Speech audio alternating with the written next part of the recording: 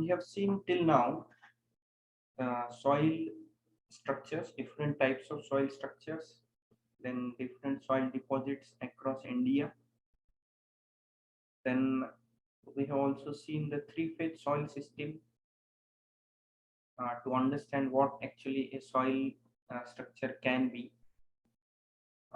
We also saw in short yesterday one point of subsoil exploration and what is the necessity of that subsoil exploration and what do we need to do after subsoil exploration. So after subsoil exploration, we need to take the soil sample to the labs and find out the properties of the soils.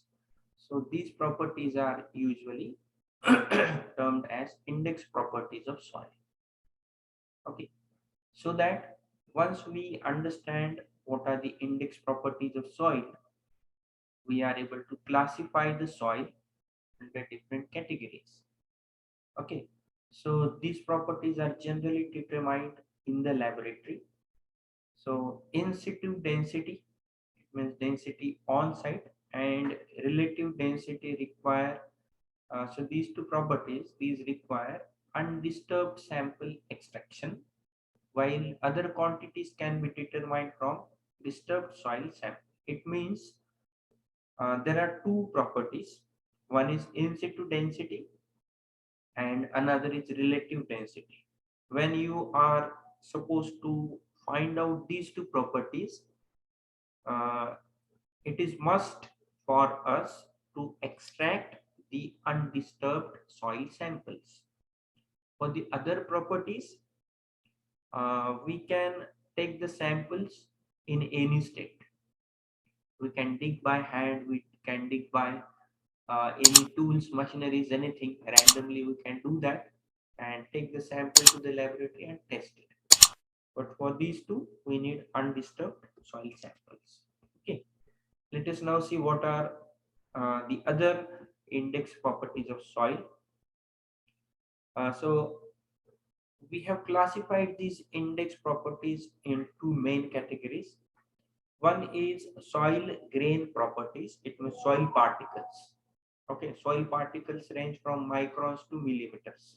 Okay, and another category is soil aggregate properties. It means soil in the form of aggregate, solid form. As far as soil grain properties are concerned, they are very particular properties that we look for.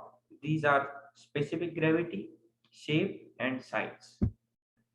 And soil aggregate properties, again, we are dividing this into two subcategories: fine aggregate and coarse aggregate properties. Fine aggregate properties, here we are carrying out the tests for determination of water content and consistency limit. And as far as coarse aggregates are concerned, we are looking for relative density or density index properties. Okay, so overall in soil mechanics, which particular index properties of soil are there? So these are the major properties. One is water content.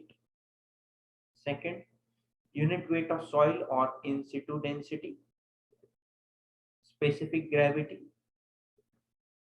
consistency limits, particle size distribution, sensitivity and activity of clays. So these are different index properties of soil.